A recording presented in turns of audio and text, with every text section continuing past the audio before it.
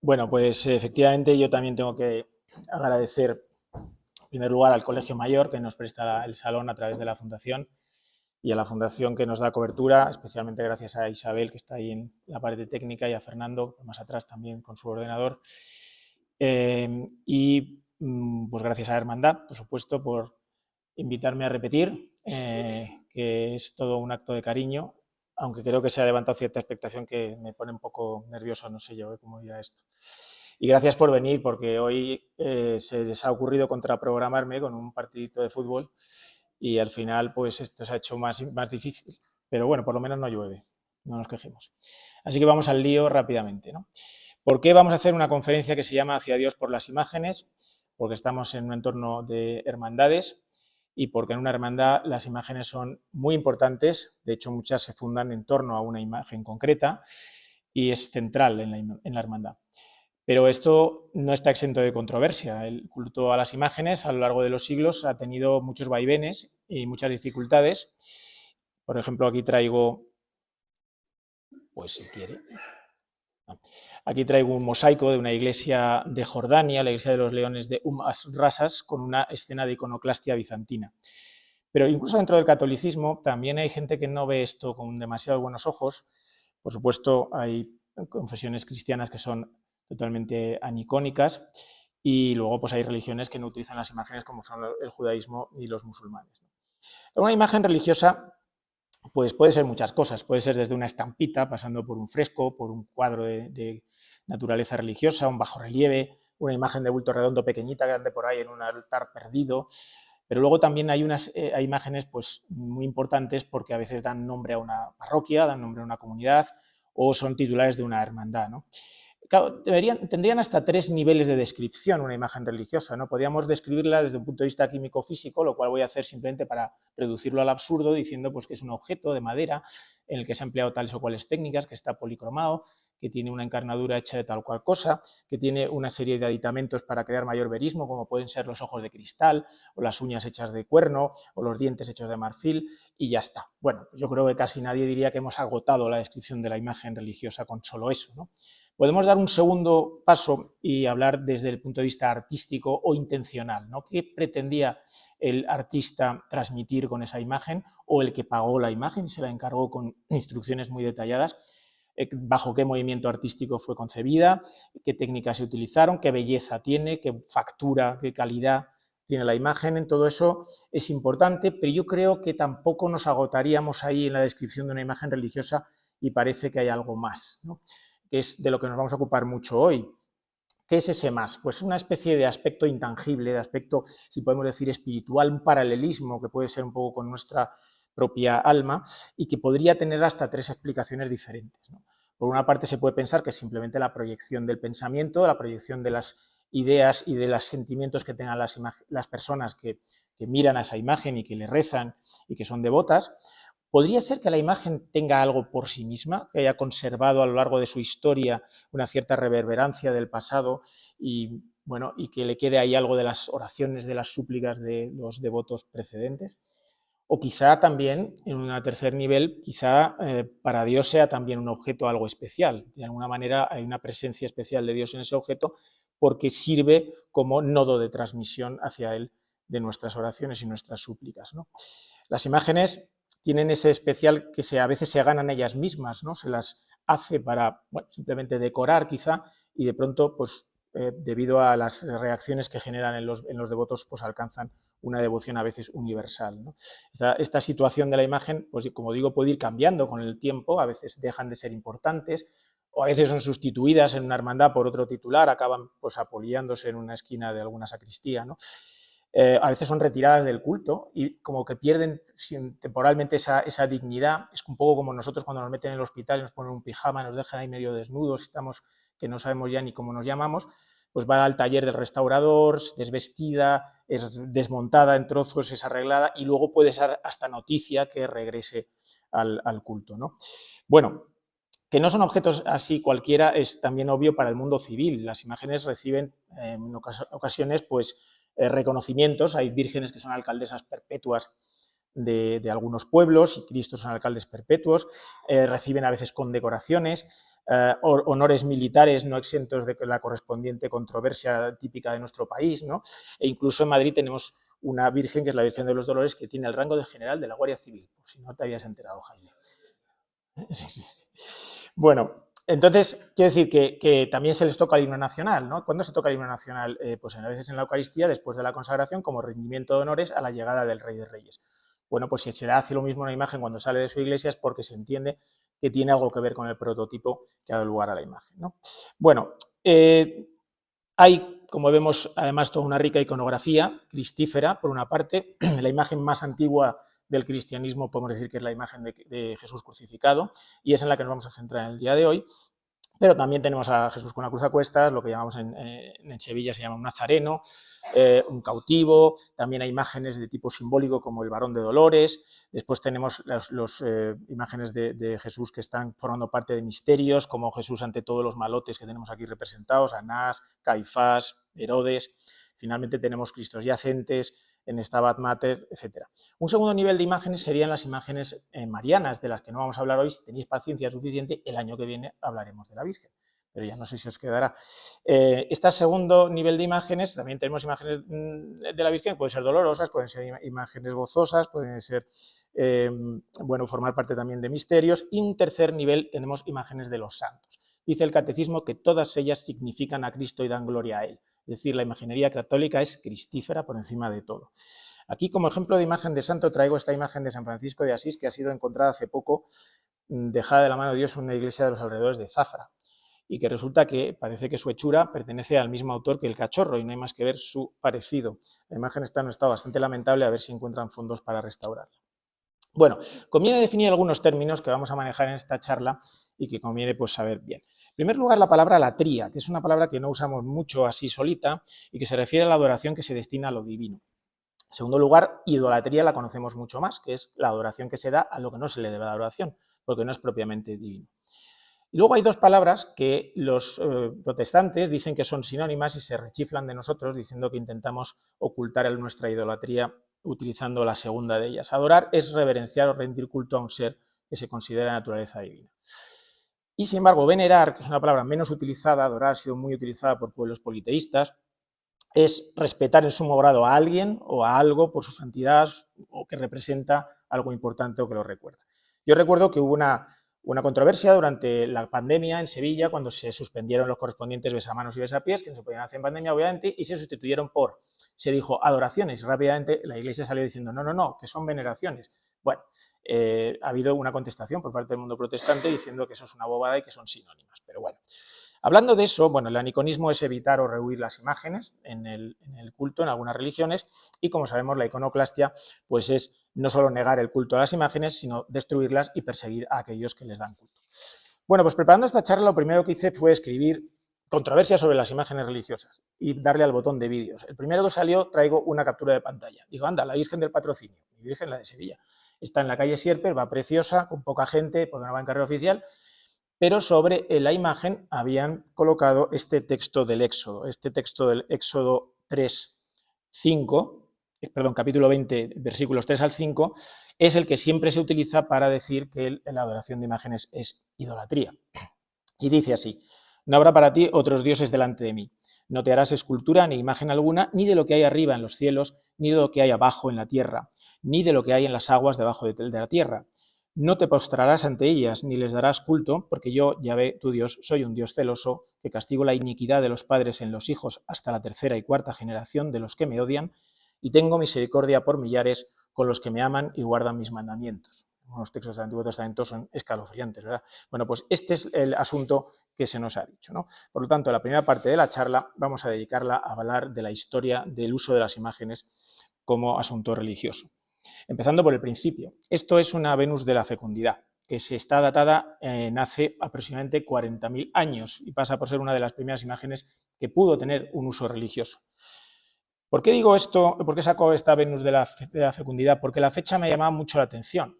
Yo siempre cuento en mis charlas que se estima en una horquilla de hace 30.000 a 70.000 años cuando un ser vivo animal que circulaba por la Tierra desde hace más de 200 o 300.000 años, el Homo sapiens, se convirtió en persona. ¿Qué sucedió? No lo sabemos, pero sabemos que se volvió autoconsciente y a partir de ese momento ocurrieron un montón de cosas a la vez. La sociedad se complicó, empezó el arte, empezó el simbolismo y también empezó el sentimiento religioso, porque el tratamiento a los cadáveres, por ejemplo, fue completamente diferente. En esa época lo que más podía desear una persona es tener descendencia porque te aseguraba pues, el sustento y el cuidado cuando te hacías mayor. Por eso hacían este tipo de diosas. Hay quien dice que puede que fueran simples juguetes, pero parece que tenían un uso religioso. Por lo tanto, desde que el hombre es hombre ya aparece el anhelo religioso primero y segundo la figuración con imágenes. Evidentemente, ya saltando un salto a la historia, los egipcios fueron enormemente aficionados a representar dioses de todos los colores y todos los tipos, humanos, animales y quimeras, mezclas de distintos animales con parte humana.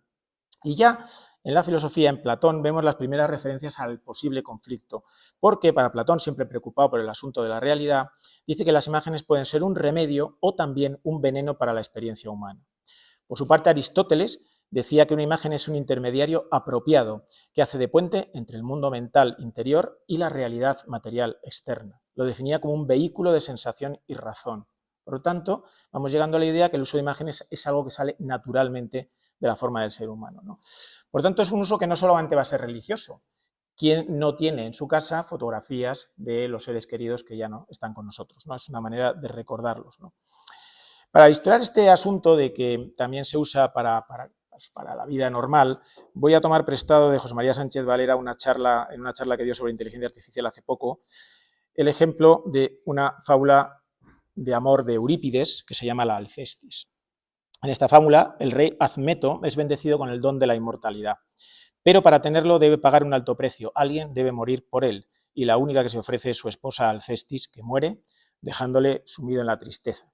Y entonces el rey dice: soportaré tu luto no solo durante un año, sino mientras aguante mi paso por este mundo.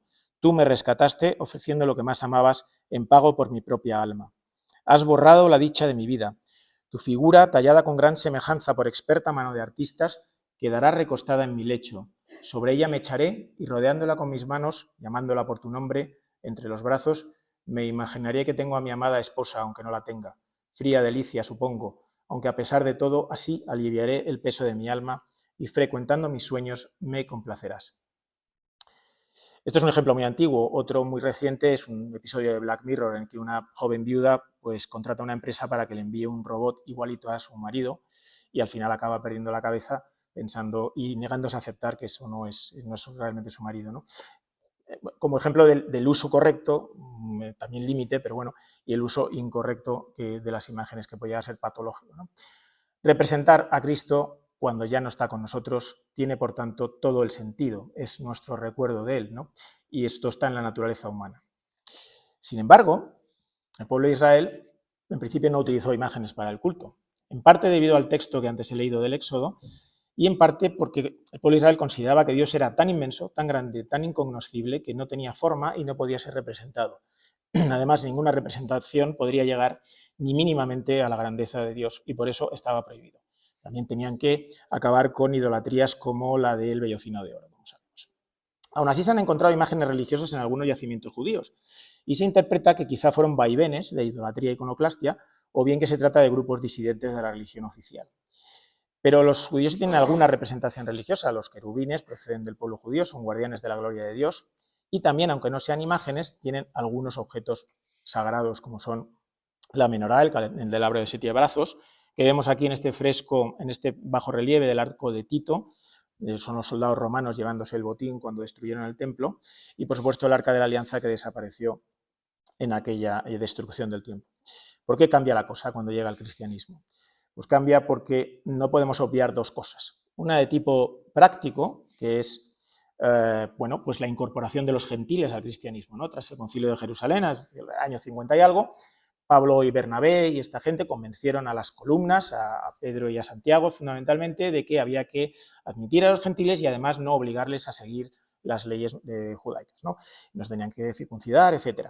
Y esto lo que abrió es la puerta también a la influencia de los gentiles, ¿no? Y que estaban muy acostumbrados a hacer arte figurativo. Poco a poco se fue abriendo camino, ¿no? Eso es una razón práctica, pero la razón obvia es que, efectivamente, antes de la venida de Cristo no había nada que representar más que lo que se le ocurriera en la imaginación de un artista. Pero si Cristo se hizo hombre, pasó por aquí, se hizo reconocible, adoptó una forma determinada y ya no está con nosotros, pues tiene sentido que queramos tener una imagen de él, aunque sea como recuerdo, pero también como una manera de acordarnos, ¿no? La representación de Cristo, pues, está justificada por la encarnación. Toda la iconografía cristiana, como digo, es cristocéntrica, ¿no? Las otras imágenes le significan y le glorifican también a Cristo, ¿no? Yo creo que además este asunto pone el acento en la imagen del hombre respecto a Dios, ¿no? Nunca más Dios nos demostró que estamos hechos a su imagen cuando se encarna en un ser humano. Y esto también es una forma, al hacer imágenes, de recordar este asunto. Ya digo que estamos hechos a su imagen. Lo de la semejanza nos lo tenemos que ganar en este mundo, ¿no? Y luego hay objetivos secundarios, que obviamente pueden ser la catequización del pueblo, especialmente cuando era analfabeto. Vamos a los orígenes de las imágenes cristianas, que obviamente están en el arte paleocristiano. En ese momento todavía no parecían tener una función cultural, esos frescos que vemos en las catacumbas al principio, e incluso ya empezó a haber alguna resistencia, como esta frase de Clemente de Alejandría: ¿creéis acaso realmente que Dios para existir necesita de vuestro arte? ¿Osáis representar el espíritu invisible de Dios? Bueno, sin embargo, empiezan las primeras frescos y los primeros bajorrelieves, normalmente en sarcófagos, donde empezamos a ver un Jesús un poco diferente de como lo estamos acostumbrados a ver. Es barbilampiño, sigue el modelo de joven efebo.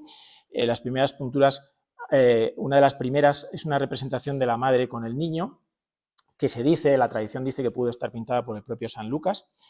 Y bueno, la representación de Cristo, con cierta temor todavía a hacerlo más figurativo, pues también se hace a través de símbolos. Entonces empieza el crismón con la J y la Rho, y también la JHS de Jesús Dominum Salvatoris, ¿no? Jesús aparece, es muy importante también la figura del pez como representativo de la pureza, la sabiduría, la resurrección, un signo también secreto en el momento en que el cristianismo está perseguido, y también el recuerdo del milagro de los panes y los peces. A Jesús se le representa muchas veces como animal, y el más habitual es el cordero, pero también como carnero, como león, como pelícano, con la fábula del pelícano que se raja la tripa para alimentar a sus crías, como está en el Paso del Cristo del Amor de Sevilla, el pavo real, grifo, fénix, águila.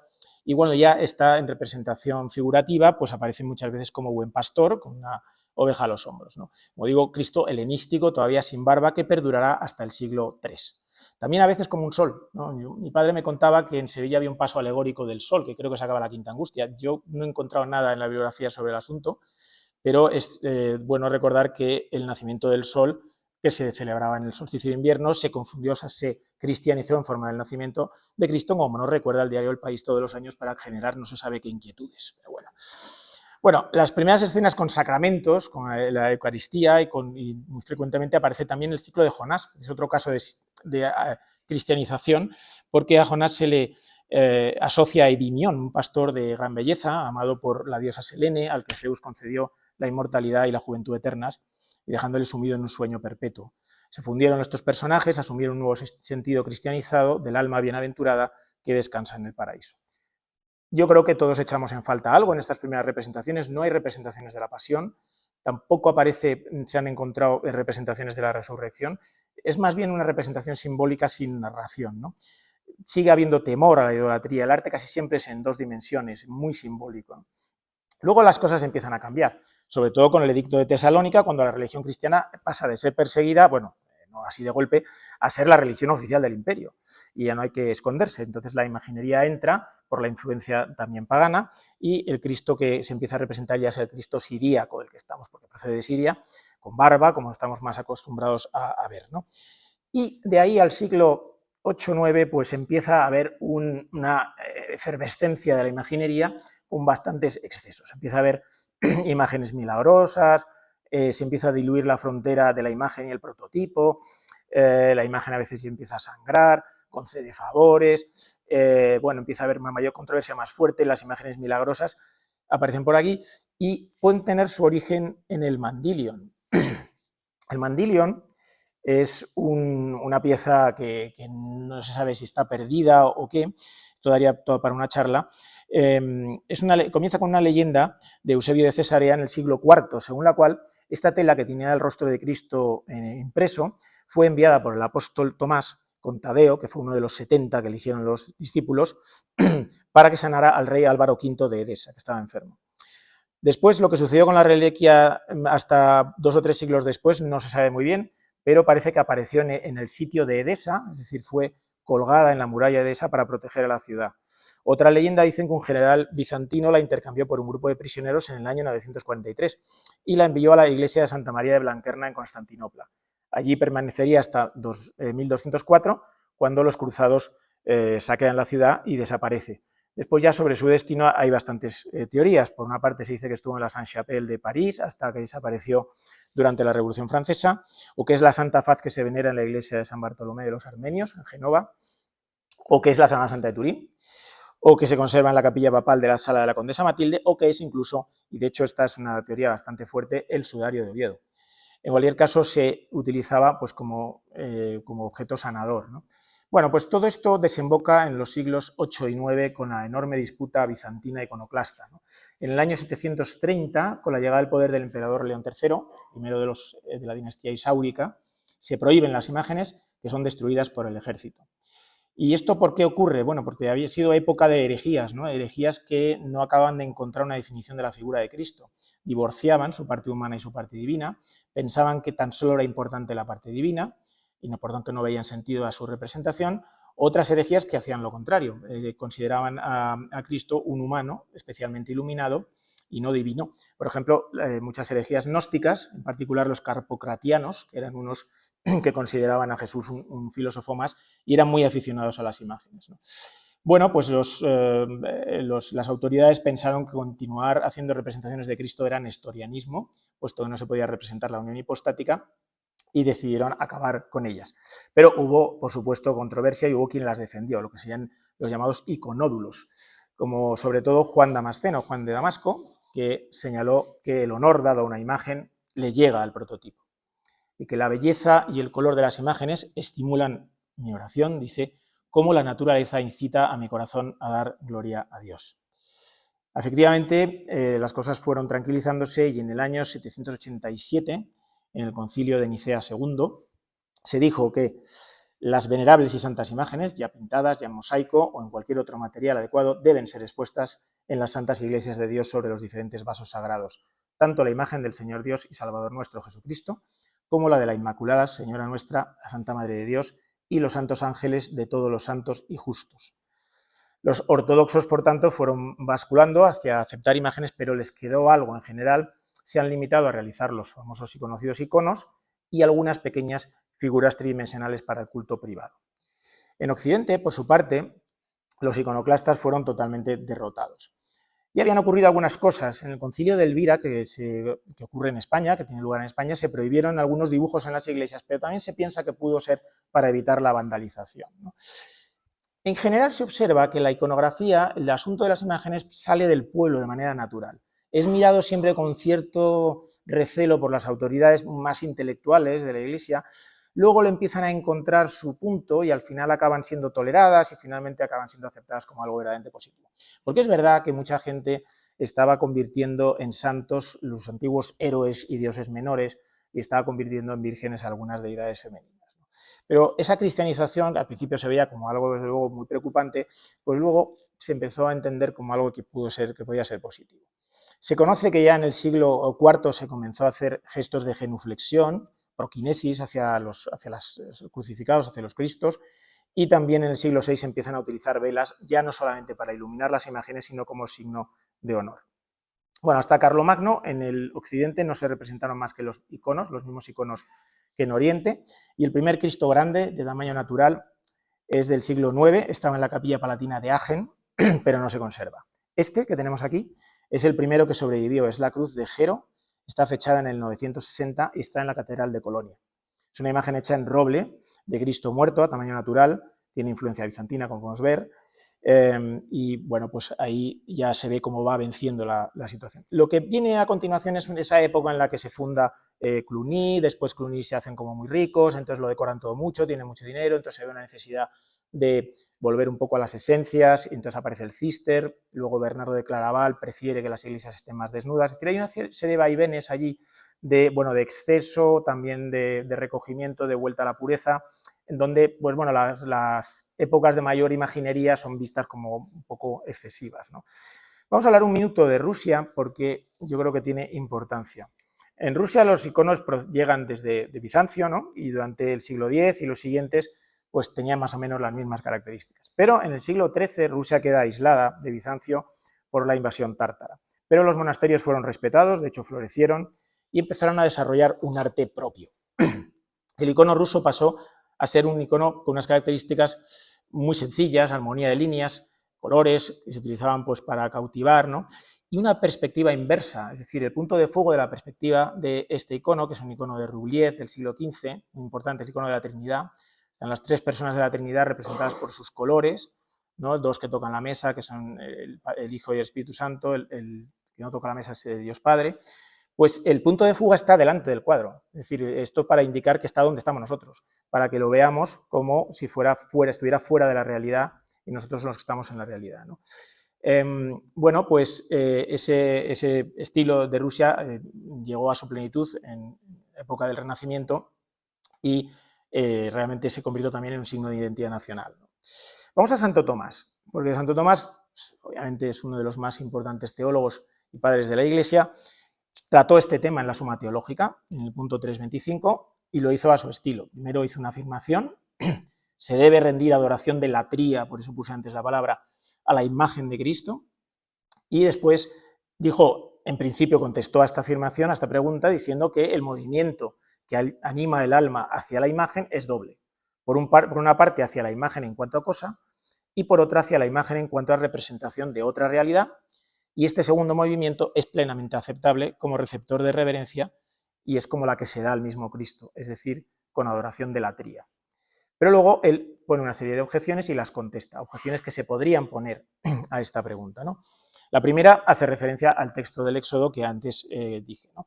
Y la respuesta dice, bien, lo que se debe entender en ese texto es que se refiere a las imágenes que realizaban los paganos y que adoraban en cuanto a cosa, y representaban además a otros dioses. Efectivamente, si Dios se hizo carne y estuvo entre nosotros, es lícito representarlo. En segundo lugar, si no debemos hacer imágenes para así no parecernos a los paganos. La respuesta, un cristiano bien formado sabrá distinguir entre adorar la cosa y adorar a su prototipo. En tercer lugar, si a Cristo le adoramos por su aspecto divino, la imagen representa lo humano y por eso no se debe representar. Esta tercera objeción, Santo Tomás contesta, el que adora no debe quedarse en el hombre en cuanto a ser, sino terminar en Dios cuya imagen es. Y finalmente, que me parece que os añade más a lo que venimos hablando, es el Nuevo Testamento no habla de la adoración de imágenes. Entonces Santo Tomás contesta, no todas las tradiciones que consignaron los apóstoles nos llegaron en forma escrita, algunas fueron tradiciones orales. Y parece que el uso de imágenes llegó a través de tradición oral y hace referencia a la imagen presuntamente hecha por San Lucas, que está en Roma, y otra que está en Moscú, que también se dice que pudo ser pintada por el propio San Lucas. Bien, pues siguiendo con nuestro recorrido rápido histórico, obviamente lo siguiente que toca es la Reforma Protestante. Aquí hace muy poco lo oí en una conferencia, hay cierta confusión, ¿no? Se piensa que todos los protestantes son iconoclastas, todos son anicónicos, no exactamente, ¿no? Los luteranos respetaron las imágenes, sobre todo porque Lutero calmó los ánimos de sus seguidores en Wittenberg en 1520, estaban dispuestos a ramplar con todas las imágenes, bajo el argumento de que la representación mental de Cristo, al leer las Escrituras, se parecía a la representación artística. Y decía, si no es un pecado, sino un bien, tener la imagen de Cristo en mi corazón, ¿por qué debería ser un pecado tenerla ante mis ojos? Y de hecho, pues los luteranos no se dedicaron a destruir imágenes, pero es verdad que aunque empezaron sus cultos en las iglesias que antes habían sido católicas y que estaban decoradas, ya dejaron de producir imágenes y poco a poco se fueron quedando las iglesias pues, sin decoración. Los que sí fueron iconoclastas fueron los calvinistas, a los que les parece idolatría cualquier representación de Dios. Solían hacer grandes reuniones en el exterior con intervención de los principales clérigos que terminaban con turbas que atacaban a las iglesias, quemando las imágenes, destruyendo las mismas y al que pillaban por el medio. Las más famosas fueron el Belderstorm, que tuvo lugar en 1566, que sacudió a toda Holanda y que se fusionó con un movimiento político contra las fuerzas españolas. Y como siempre en las guerras de religión al final hay mucho más de política y de economía que de religión. Antes habían sucedido ya muchos eventos en la década de los años 20 y 30 del siglo XVI, en Suiza, en Escocia, Dinamarca y también en Francia. Y esto provocó un enfrentamiento que no solo fue con la Iglesia Católica, sino también con la Iglesia Ortodoxa Oriental. En esta misma época se produce esa reforma de Enrique VIII de Inglaterra, que en palabras de un chiste inglés hizo que el Papa y todos sus seguidores abandonaran la Iglesia de Inglaterra, y que, como son de origen calvinista, pues en principio fueron más suaves, respetaron las imágenes, hasta que llegó la Guerra Civil Inglesa de 1643, donde por romper cosas rompieron hasta los tubos de los órganos de las iglesias, ¿no? Y luego, en el siglo XIX, con los intentos, la creación de la Iglesia Alta de Inglaterra, el cardenal Newman y los intentos de retornar al catolicismo, empezaron a hacer algunas imágenes más.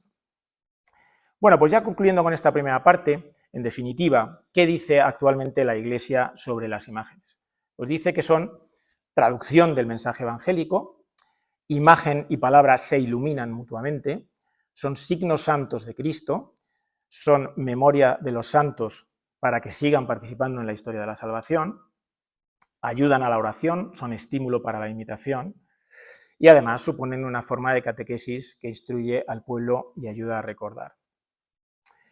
En este punto me acabo de acordar que hay una foto que ha sido la del cartel de esta charla y que a lo mejor a alguno le ha sorprendido, que es esa fotografía. Bueno, ¿qué hacemos con las personas invidentes que no pueden ver imágenes, ¿no? Ese es el Cristo de la Veracruz de Sevilla. Esta hermandad, teniendo una imagen que es la más antigua de las que procesiona en Sevilla, muy valiosa, pues ha tenido una maravillosa iniciativa de una vez al año dejar que las personas invidentes puedan tocar al Cristo, que es como ellas reconocen a las personas, ¿no? Y así poder tener también una imagen mental de Cristo. Bueno, el culto de las imágenes, no obstante, y la Iglesia nos llama la atención sobre esto, no está exento de peligros y desviaciones, que hay que tener siempre en cuenta, que la veneración representa lo que representa, nunca es un objeto en sí mismo. Por ejemplo, hacer comparaciones, dice, entre las imágenes no es lógico. Bueno, en las calles de Sevilla se ven algunas cosas, ¿no? Recuerdo una vez que estaba viendo la Macarena y alguien decía, verdaderamente, esta es la Madre de Dios, las demás son sus titas. Y bueno, hay que ser un poco también benevolente con algunas cosas, ¿no? Algunas veces se ha dicho que se retiran algunas imágenes porque no eran lógicas. Bien, después de eso voy a hacer alguna referencia a alguna fricada de las mías, ¿no? que tiene que ver con la neurociencia, ¿no? Porque me acordé de dos charlas que yo he dado en otras ocasiones. Una es sobre la neuroteología, que es una rama de la neurociencia que estudia el fenómeno religioso desde el punto de vista científico. ¿Qué sucede en nuestro cerebro cuando tenemos una experiencia religiosa? Para estudiar eso se han hecho cosas tan curiosas como meter a 14 monjas de clausura en un aparato de resonancia magnética nuclear, una tras otra, obviamente. Ahí las tenemos, ¿no? Se les pidió que se colocaran en una situación de experiencia religiosa. Dijeron, no, mire usted que no estoy en el claustro del monasterio, esto es un poquito difícil aquí, pero bueno. Y lo que sí se ha visto es que la presencia de una imagen religiosa importante para la persona suele provocar experiencias religiosas que tienen una serie de características como el sentimiento de la presencia divina, etcétera, etcétera, ¿no? Y se estudia qué partes del cerebro están activadas, etcétera. Detrás de esto lo que está es contestar a una pregunta que es muy importante. Nuestro cerebro está hecho así para, uno, inventarnos a Dios porque eso tiene algún tipo de ventaja evolutiva que nos puede ayudar a superar no se sabe qué angustias. Esa es la opción de los no creyentes. Ahí tenemos la portada de un libro, Dios está en el cerebro, es un autor ateo. O nuestro cerebro está hecho así porque tenemos que sintonizar con Dios y Dios evidentemente ha conseguido que lleguemos a tener algún tipo de instrumento de sintonía con Él, ¿no? Esta es la cuestión. Esa es una de las charlas. La otra que me acordé fue la charla sobre la conciencia, ¿no? La conciencia es una cosa muy difícil de describir o de definir, porque es una capacidad estrictamente humana que sepamos para percibir las cosas de una forma subjetiva y que sepamos no tiene ninguna otra especie viva. Entonces voy a citar a mi querido Higinio Marín, filósofo de cabecera, que el otro día daba una charla sobre inteligencia artificial diciendo que la mente humana siempre ha estado ahí incrustada entre dos, la de las bestias y la de los dioses. Ahora hemos quitado los dioses y hemos puesto la inteligencia artificial, pero tenemos que defender la inteligencia humana como algo diferente. Y en cuanto a las bestias, él ponía el ejemplo de que los animales no pueden hacer abstracción, no pueden definir conceptos, únicamente conocen las cosas por su aspecto funcional. Mi Barney se va a la sombra cuando hace calor, porque está mejor ahí, pero no sabe lo que es la sombra, ni sabe lo que es el agua, ni tiene una experiencia subjetiva de lo que le sucede cuando está a la sombra o cuando está en el agua. Nosotros definimos y damos nombre a las cosas. Aquí también citamos un poquito al Génesis, cuando habla de que se daba el nombre a las cosas, ¿no? Dar nombre a las cosas es crear un concepto que es abstracto y además a eso lo unimos nuestra experiencia subjetiva. La experiencia subjetiva de meternos en la sombra y no solamente en general, sino cada una de las veces que nos metemos en la sombra creamos una nueva sensación que se graba en nuestro cerebro acompañada de los sonidos, de las sensaciones del viento, de la temperatura y de todo lo que estamos viviendo en ese punto. Ese recuerdo además vuelve a nuestra cabeza de vez en cuando y además se modifica, por eso sucede que hay personas que te afirman categóricamente que estaban en un sitio donde tú sabes perfectamente que no estaban, pero eso pasa mucho, ¿no? Pues la mente es así. Entonces, entre las diversas teorías sobre la conciencia, una de ellas juega con la realidad de que podría tratarse de un elemento esencial de la construcción del universo. O sea, sabemos que el universo pues, está hecho de materia, está hecho de espacio, está hecho de tiempo, está hecho pues, de energía. Ahora ya los físicos nos dicen no se debe decir así, hay que decir que tenemos un universo con propiedades de materialidad, espaciosidad, temporalidad, energía. Bueno, energía y materia es lo mismo, van juntando las cosas y tal. Se preguntan, ¿no será la conciencia una especie de quinto elemento universal? Si así fuera, en la interpretación de Chalmers que tenemos aquí, de Tononi, que es el de la derecha, si tuviéramos un equipo, un aparato que fuera capaz de medir la conciencia, el qualia, ¿no? Y lo enfocáramos a una piedra, daría algo de señal. Y si lo enfocáramos a un animal, daría más señal. Y si lo enfocáramos al neocórtex del cerebro humano, romperíamos el aparato, porque la señal sería tan potente que superaría enormemente la capacidad de cualquier equipo. Es decir, de alguna manera lo que quieren decir estos, y no saben nada de Semana Santa ni de imágenes, es que a lo mejor la conciencia es algo que puede tener casi todas las cosas. Y otro que no tiene nada que ver con esto es Rupert Sheldrake, del cual también, el que está ahí es Rupert Sheldrake, es un bioquímico muy atrabiliario, muy fronterizo, que dice que hay algo más aparte de la realidad tangible y la materia, que llama pues, redes mórficas, le llaman, ¿no? Son a modo de campos que transmiten información sin tocar la materia ni la energía, contienen atractores, estabilizadores, etc. Es una teoría un poco extraña, pero dice, que es lo que me interesa, que en estos campos mórficos reverberan el pasado. Y de alguna manera la información del pasado llega al presente a través de este tipo de campos mórficos. Bien, quiero yo decir con esto que estas teorías son científicas, no, son pseudociencia, que quede bien clarito.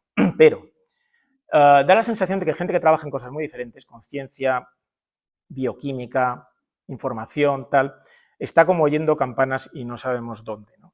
Es decir, hay algo especial.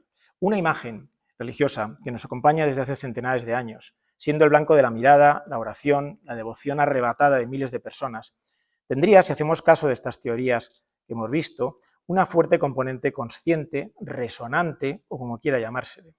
Quizás influjo particular pueda deberse a la acción colectiva presente e inmediata de las centenares de personas que puedan estar contemplando la imagen, por ejemplo, cuando está en la calle o en una celebración especial. Pero también podemos elucubrar que las oraciones, las peticiones, los anhelos, los agradecimientos, las imploraciones que confiaron muchas personas del pasado a esa imagen, queden de alguna manera pegadas a la encarnadura, produciendo en nosotros una sensación extraña y especial. Volvemos a los rusos. Los rusos oran con los ojos abiertos y la mirada fija en un icono. No les gusta nada que estén en museos, a veces van a rezar allí a los museos, puesto que el acto mismo de contemplar el icono se percibe ya como una forma de oración. El icono es una puerta a la esfera sagrada, no una decoración. A diferencia de nosotros, ellos cuando se confiesan no se confiesan al sacerdote, sino mirando al icono de Cristo. El sacerdote está allí como guía espiritual.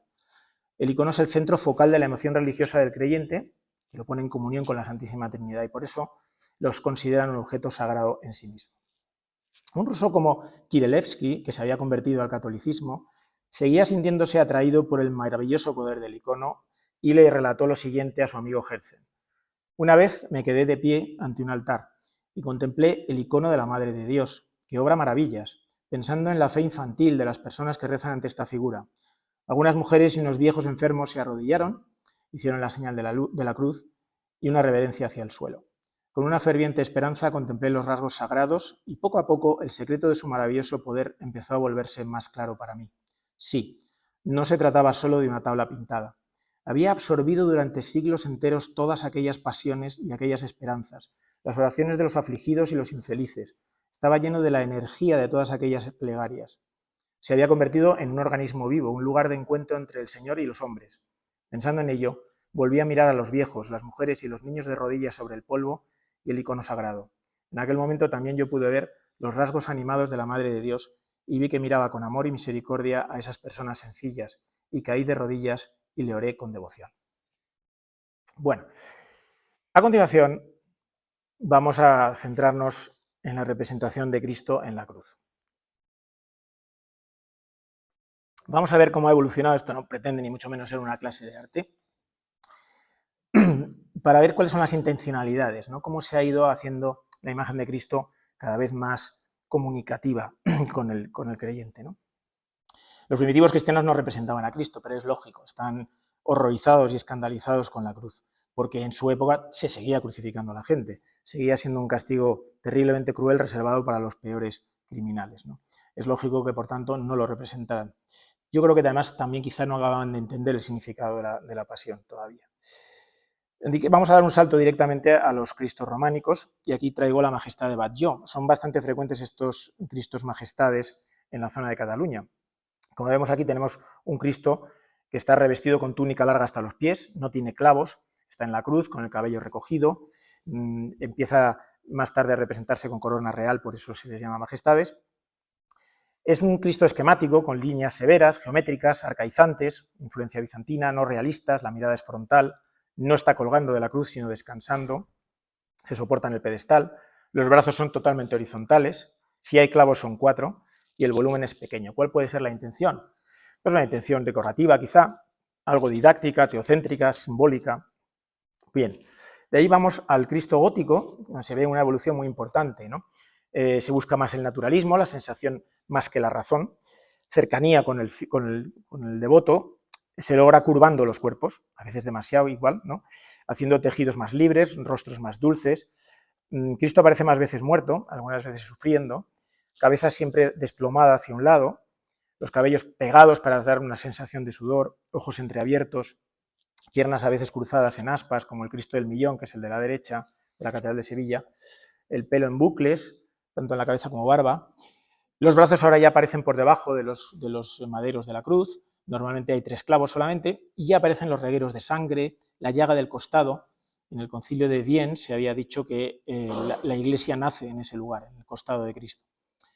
Y también está aquí el Cristo de Burgos, que es un Cristo muy interesante, es un Cristo totalmente articulado, con articulación en cuello, en brazos, en dedos, con pelo natural, con piel de vaca para ocultar los engranajes, uñas hechas con cuerno, lana para rellenar. Ahora tienen una réplica para hacer la ceremonia del descendimiento de la cruz, ¿no? Y el enterramiento, que para eso se hacía así, ¿no? Bien, de aquí vamos a la siguiente etapa, que es el Renacimiento, donde en España pues entra en el segundo tercio del siglo XVI, entra bastante más tarde, obviamente, y el Cristo renacentista es un ideal de belleza clásica. Un canon, como vemos, alargado, cuerpo muy perfecto, los rostros muy expresivos, pero se mantienen, sobre todo en España, los signos pasionistas, que son siempre un poco tremendos, ¿no? Se dice que siguen los postulados manieristas, es decir, a la maniera italiana, porque la inspiración es Miguel Ángel. La curva es sinuosa ahora, da una cierta sensación de ingravidez, una expresividad a veces exagerada, y lo que se intenta representar es el triunfo de Cristo sobre el dolor y la muerte. Lo que tenemos a la izquierda, bueno, a los dos lados, es el mismo Cristo, el Cristo de Burgos, pero el de Sevilla. Ya se ve un cambio enorme respecto a los Cristos anteriores, buscando pues una idealización también del crucificado, que en la realidad, por supuesto, tendría un aspecto mucho más desagradable. Y llegamos al periodo más importante, que es obviamente el barroco. Y lo es porque coincide con la Contrarreforma, por lo tanto se exagera un poco el uso de la imagen como respuesta a los protestantes y por la enorme riqueza que tenía España en esa época, en particular en Andalucía, por la llegada del oro de América. De hecho, la mayor parte de los encargos son privados y ya muchas veces pensando en pasos procesionales. La expresividad de Cristo crucificado es máxima, se le representa como ejemplo de imitación y adoración y símbolo de la redención. Es la suma de todas las bellezas, la armonía del universo. La inspiración es sobre todo de Bernini, en cenit también de la imaginería, pues sobre todo en mármol, ¿no? Los objetivos, como digo, son pues el contacto con el cielo, porque van a los pasos procesionales, mucho dramatismo, se usan ya muchos postizos, como los ojos de cristal, y tenemos aquí el Cristo de la Clemencia de la Catedral, que curiosamente, además de tener 4 clavos, que no es frecuente, no está hecho para procesionar, sino para que uno se arrodille a la izquierda y mantener una conversación con Cristo desde esa posición. Aquí a la derecha, este Cristo es de Martínez Montañés, vemos el Cristo de la Buena Muerte de Juan de Mesa, del gran discípulo de Martínez Montañés, donde vemos todo lo que he dicho, pero un poco llevado todavía al extremo, ¿no? Es decir, mucha más expresividad, un pleno barroco, más realista, los brazos cuelgan todavía más, la anatomía está todavía más estilizada, en fin, vemos que hemos llegado en el barroco como al máximo de la expresividad, ¿no? Este pequeño recorrido lo único que ha pretendido es mostrar cómo se ha ido buscando en la imagen cristífera un mayor contacto cada vez más con la gente y la creación de un vínculo afectivo con la imagen, ¿no? En ese sentido me ha gustado mucho un texto que procede de Guardini y que realmente lo he sacado de un artículo del padre Alfredo Sanz, en el que distingue dos tipos de imágenes: las imágenes de culto y las imágenes de devoción. Las imágenes de devoción brotarían de la vida interior del artista o del que las encarga, procederían de la piedad humana, vendrían por tanto de la inmanencia. En ellas prima lo humano, representan lo que experimenta el autor. El año pasado ya me refería a esto cuando hablé de la unción, ¿no? Que en palabras de algunos escultores dicen que es que de vez en cuando los autores son capaces de vaciar como parte de su alma en la imagen, y eso se nota, ¿no? Y un ejemplo que el autor señala y con el que estoy de acuerdo es La Piedad de Miguel Ángel. Es una obra impresionante que nos emociona, pero está en el mundo todavía humano. El concepto de unción, sin embargo, es aún más rico, porque, como dice Guardini, mucho más importantes son las imágenes de culto, que brotan del ser y gobierno del propio Dios. Son instrumento de la salvación, vienen de la trascendencia, en ellas prima lo divino, porque en ellas Dios se hace presente. No son Cristo, tampoco son una mera representación de Cristo. Lo divino participa en ellas, no solo lo representan, sino que de alguna manera se identifican con el ser representado, al menos durante el rito. Hay una especial continuidad, una inmediatez con lo que representan, por lo que se las trata con cierta subjetividad. Refiriéndonos a esto y pensando en las imágenes para la Semana Santa, quizá el momento del rito es obviamente su presencia en la calle. A veces ocurre que cuando las vamos a ver en la capilla durante el año, pues no nos dicen lo mismo que nos dicen cuando están en la calle. También dice Guardini, con razón, que estas imágenes son las que más peligro viven, porque también son las que más se esfuerzan en destruir. Lo que dice Guardini es que para detectar esta sensación especial, el hombre moderno ya ha perdido el sentido necesario, porque el hombre moderno se cree superior, no tenemos ese órgano que antes tenían, el que él llama el órgano para la detección del misterio. No sé si el órgano al que se refiere Guardini es la capacidad de detectar niveles de conciencia, reverberaciones mórficas o cualquiera de las cosas a las que me he referido antes de los neurocientíficos, pero es obvio que vivimos en una época de racionalidad donde lo extraordinario, lo fantástico, lo milagroso es considerado una superchería irreal y propia de gentes ignorantes, ¿no? Lo mismo que se sabe que algunos simios son capaces de transmitirse información de forma telepática, cualidad que parece que el ser humano ha perdido por falta de necesidad al disponer de un rico lenguaje verbal, ¿por qué no pensar que nuestro desarrollo racional nos ha hecho perder este instrumento de detección de lo misterioso? Pero obviamente Guardini no conocía la Semana Santa de Sevilla ni la de Madrid, donde todavía muchas personas percibimos en las imágenes de culto una especial presencialización. Al verlas nos preguntamos quién la hizo, cómo es posible. El autor humano se difumina, es tan solo un servidor, a veces hasta parece que prefiere que sean anónimas, que se prefiere que sean anónimas. En estas imágenes se prolonga el dogma, son teología hecha madera, se sitúan en la frontera humano-divina haciendo puentes entre ambas. Existe pues un triángulo entre el artista, la obra y el espectador, y en estas imágenes de culto la trascendencia haría de hilo invisible entre los tres. Y no puedo dejar de leerles un pasaje de un famoso pregón dedicado a la imagen anónima más querida, que está aquí. Y disculpad mi torpeza porque yo no soy Rafa Serna. Si tú no eres obra humana, ¿quién te hizo reina y madre? El alba de la mañana, el lubricán de la tarde con su paz, sosiego y calma, un suspiro de la noche que quiso ponerle broche a la belleza del alma, o el crepúsculo sincero que se escapa entre los vuelos del aire de madrugada. ¿Te crearon en un sueño? ¿Quién osó que te soñaba? ¿Fue la ternura de un beso? ¿La verdad de una mirada? ¿Un pálpito del corazón con su pellizco en el alma? ¿O quizá el brillo del sol? ¿Quién dio textura a la estampa, principio de la hermosura de tu sublime esperanza? Tuvieron que ser los ángeles, los que siempre te acompañan, que no existe otra respuesta, así se abrieron las puertas del jardín de la elegancia. Conviene que vayamos concluyendo, porque no he dicho ni media palabra de dos imágenes de Cristo en las que estáis todos pensando, las que están más cerca de mi corazón y seguramente de muchos de los que estáis aquí. Y he encontrado que tienen cosas en común, puesto que ambas imágenes cristíferas son la cumbre de la producción de sus respectivos escultores, con una diferencia abismal respecto a todo lo demás que hicieron. Se han ganado la devoción en contra del objetivo inicial de su factura. Ninguna estaba llamada a ser una imagen de gran devoción popular y sin embargo lo fueron porque la gente sintió que les producían una sensación especial.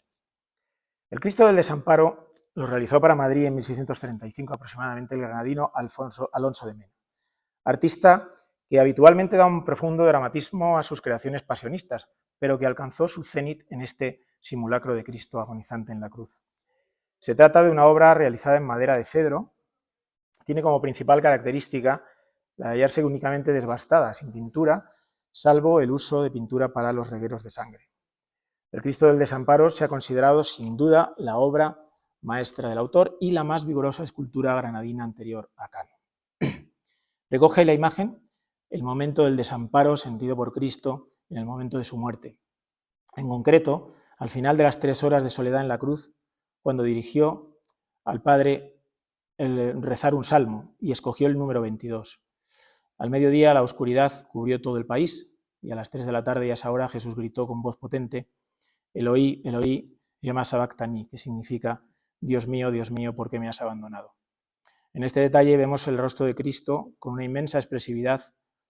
La angustia se ve en las cejas enarcadas, la boca entreabierta y la mirada a lo alto. Unos años después, las gubias de Francisco Antonio Gijón recogían lo que sucedía quizá tan solo unos segundos más tarde, tras el grito desgarrado del Señor abandonado. Parecía su obra salida del alma de los que nos precedieron en este mundo y nos unieron a esta imagen increíble. Nunca antes vimos tan presente el agobio y la angustia íntima de Dios, magníficamente enlazada con la catarsis del triunfo final. Y así, gracias al desmedido y bendito barroco, se produjo un cenit del arte universal, donde la vida y la muerte se abrazan como imagen perfecta de la puerta hacia la trascendencia. Al verlo, uno se da cuenta que no solo es un hombre entre la vida y la defunción, que no solo ve unos labios resecos, una piel ajándose y una lengua ligeramente proyectada mientras la sangre sigue fluyendo, que es mucho más allá que una frente surcada por heridas contusas y hemorragias, que la lesión de la ceja derecha producida por una espina nos duele muy dentro, que los edemas de los párpados y el hundimiento de las bolsas en los pómulos reúnen el sufrimiento del mundo entero, y esa nariz afilada, como corresponde al momento de la muerte, lleva consigo el recuerdo de nuestros seres queridos. Esa cabeza que recoge, como dijo el poeta, todo el cielo en la súplica de su cara. Acabamiento apabullante son sus ojos, de los que ha desaparecido la visión, pero que permanecen abiertos. Uno parece que ya está en el otro mundo, y el otro aún con nosotros. La esclerótica, anunciando el tránsito, parece llevar pegados tantos siglos de recorrer las calles, contando las estrellas, llamándolas a cada una por su nombre, para fundir el firmamento en esa hora para la eternidad. La anatomía alcanza la suma belleza y perfección, pero cuando el tórax se esfuerza en conseguir la última inspiración, queremos ver acogido en él los suspiros suyos y también los nuestros. Aquella tarde de Sábado Santo en que vi al cachorro tumbado al alcance de mis dedos, vi su cuerpo arqueado para que la cabeza mirara a lo alto y su abdomen vacío, y que perdía fuerza en sus músculos y a la vez que tenía una potencia incontenible, la fuerza del que pierde la vida por un ideal. Miré la cabeza de los clavos, donde se estiran los dedos de los pies para no derrumbarse, y pensé, ¿quién soy yo para sentir desasosiego en mis pequeñas dificultades del día a día? Me acordé de aquel verso, siempre con la sangre en las manos, siempre por desenclavar, jamás morirá nuestro cachorro. El sufrimiento de Cristo nos atrae como un imán. Los que le miran en la calle ya no pueden hacer otra cosa, pero lo que ven no es un sufrimiento estéril, ni una tortura morbosa, es la imagen del heroísmo del que muriendo nos conduce a la redención. Ahora, como en el principio de su vida, nunca Dios se hizo más hombre. Si al nacer, desvalido y tiritando, necesitó de los hombres para seguir viviendo, ahora en las postrimerías es el inmenso sufrimiento en el que experimentamos a un Dios cercano, una agonía que rompe el tiempo. Y así, en sus llagas vemos las nuestras, y en sus estertores los nuestros. Si Dios eligió nacer entre bestias en un pobre establo, la mejor imagen de su retorno al Padre fue a parar a una esquina perdida del barrio más pobre de Sevilla.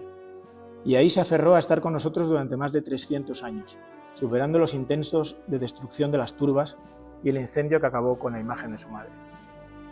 Acompañando durante horas al cachorro, uno reflexiona sobre la muerte que nos llega, un último instante que se alarga para siempre. Salimos de la capilla por la tarde joviales y livianos y él va muriendo a nuestro lado. Pero como dice mi primo Eusebio, cuando volvemos agobiados y abatidos, muriendo por los adoquines de la calle Castilla, él sigue vivo y luchando en su agonía. Nos acordamos de que traspasaremos la última frontera mucho antes que Él. Y viéndolo alejarse, las penas se hacen pequeñas, el cansancio se hace ridículo, pero la gratitud es inmensa para los que nos unieron a Él y a su enseñanza. La niebla seguirá colándose por su ojo derecho, mientras que del izquierdo seguirá anunciando la resurrección a los que vengan tras nosotros. Seguirán mis descendientes a su lado cuando yo solo sea una fotografía sobre un aparador. Y cuando vuelvo a casa, ya en la madrugada del sábado que anuncia la gloria, con el relente del río metido en el cuerpo, le pregunto como hacía el pregonero: ¿eres Dios o eres madera? O como los discípulos le preguntaron: ¿eres hombre, eres cualquiera? En el cachorro está la respuesta, la que no entienden a los forasteros que no saben por qué celebramos tanto la pasión de Cristo, la que entienden bien los viejillos de las corralas de Triana y los chavales que piden caramelos en la calle Castilla. Porque para entenderlo, no es que tengamos que volvernos niños, es que tenemos que desvestirnos de la razón, de nuestra materia altiva, y tocar su paño de pureza como chiquillos de hace siglos, porque mucho más que la agonía y la muerte, el cachorro nos enseña el camino de la resurrección. Muchas gracias.